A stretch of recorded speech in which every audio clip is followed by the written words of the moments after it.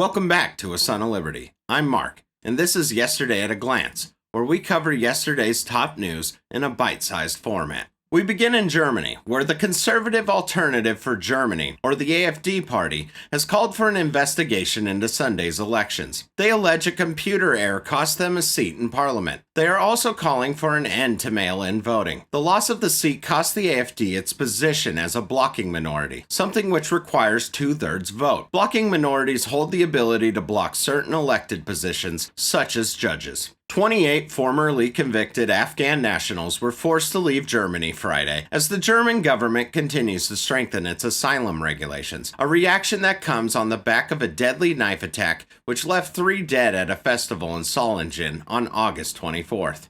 Also in foreign news, Russia's president has announced his endorsement of Kamala Harris for president.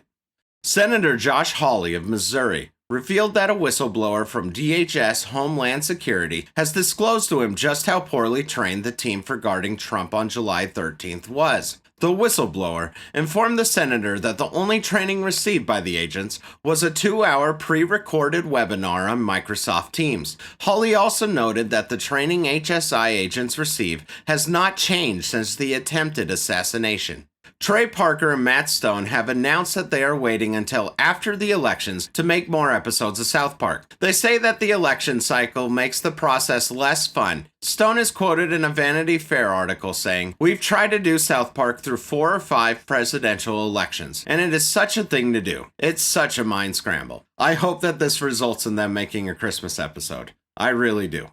Those are my favorite." Judge J. Randall Hall of Augusta, Georgia, has temporarily blocked Joe Biden's student loan forgiveness bill via a restraining order, which argues that the Education Department doesn't possess the authority to forgive loans. The bill, which is set to forgive the loans of nearly 25 million students, is reported to cost $126.9 billion. But the Republican states fighting this argue the bill will be much higher. Trump gave a speech at the Economic Club of New York Thursday night. In his speech, he endorsed a government spending commission, a plan which was originally proposed by Musk.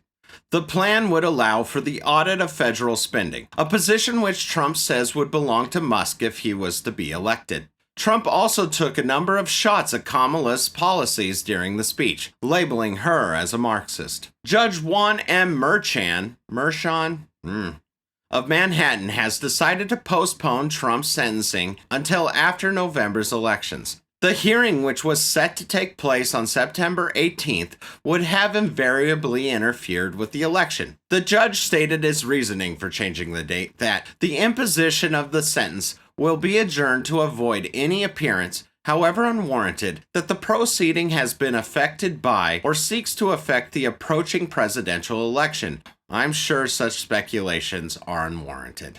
Peace talks between Israel and Palestine seem to have hit a standstill. Netanyahu has told Fox News that the two nations are nowhere close to a ceasefire. The Prime Minister has declared that the Palestinians don't agree to anything. At the forefront of Israel's demands is the control of the Philadelphia Corridor, a strip only 100 meters wide in some places, that runs the 14-kilometer length of Gaza's side border with Egypt. Israel claims Hamas has dozens of tunnels in this area, which they use to smuggle in weapons. However, Egypt rejects these claims, saying it has destroyed hundreds of tunnels on its side and have set up a military buffer zone to prevent smuggling.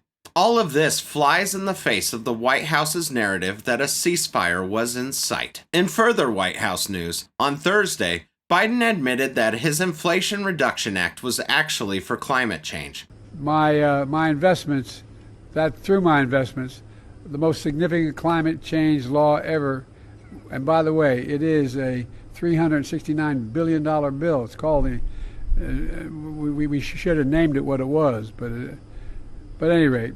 The $700 billion bill includes allowing Medicare to negotiate the prices of drugs, extends Obamacare another 3 years, increases American taxes, and gives the IRS $80 billion.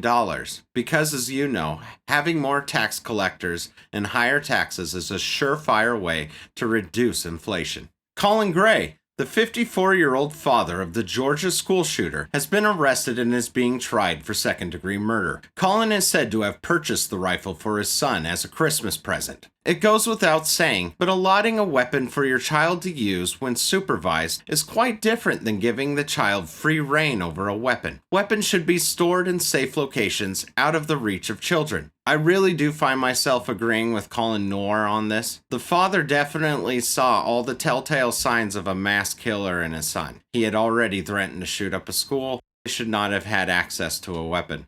I'm afraid they'll use this as a foot in the door method to start cracking down on all parents whose children are suspected of a violent crime, whether or not the parents acted irresponsibly. Billionaire Larry Ellison, co-founder of Oracle, will possess 77.5% of control over Paramount once Skydance Media merges goes through. The $8 billion deal is expected to close in the first half of 2025. A U.S. bankruptcy judge has approved the sale of the restaurant chain Red Lobster, lifting it from its Chapter 11 filings. The acquisition of its 544 locations is expected to close in September. So for those of you who were saddened by the loss of the affordable seafood chain, may your tears turn from sadness to joy.